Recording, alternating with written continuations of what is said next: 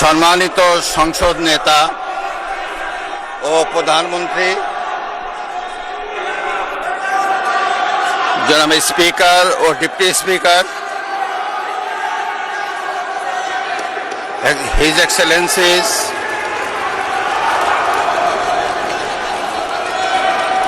সম্মানিত সংসদ সদস্যবৃন্দ,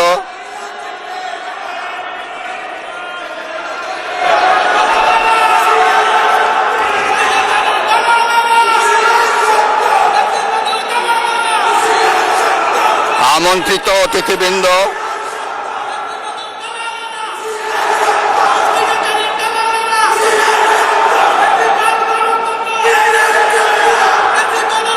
প্রিন্ট এবং ইলেকট্রনিক মিডিয়ার সম্মানিত সাংবাদিকবৃন্দ, আপনাদের সবাইকে জানাই আন্তরিক অভিনন্দন ও শুভেচ্ছা।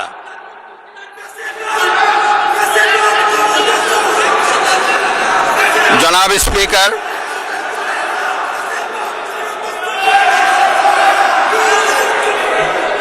ত্রয়োদশ জাতীয় সংসদের এই উদ্বোধনী অধিবেশনে বাংলাদেশের ইতিহাসের এক ঐতিহাসিক মুহূর্ত।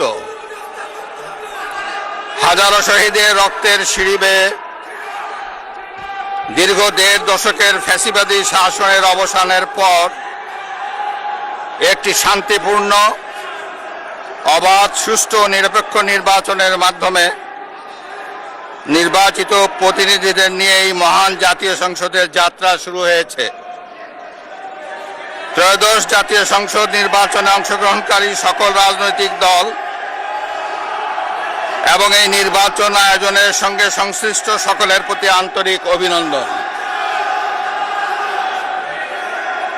অবাধ, সুষ্ঠু ও নিরপেক্ষ নির্বাচন আয়োজনের জন্য নির্বাচন কমিশন, মাঠ প্রশাসন, আইন শৃঙ্খলা রক্ষাকারী বাহিনী সহ প্রজাতন্ত্রের কর্মচারীদের নিরলস পরিশ্রম এবং নির্বাচনে অংশগ্রহণকারী সকল রাজনৈতিক দল ও ব্যক্তি, আন্তরিক উদ্যোগ এবং সাধারণ জনগণের স্বতঃস্ফূর্ত অংশগ্রহণ গণতন্ত্রের ইতিহাসে একটি উজ্জ্বল দৃষ্টান্ত হয়ে থাকবে।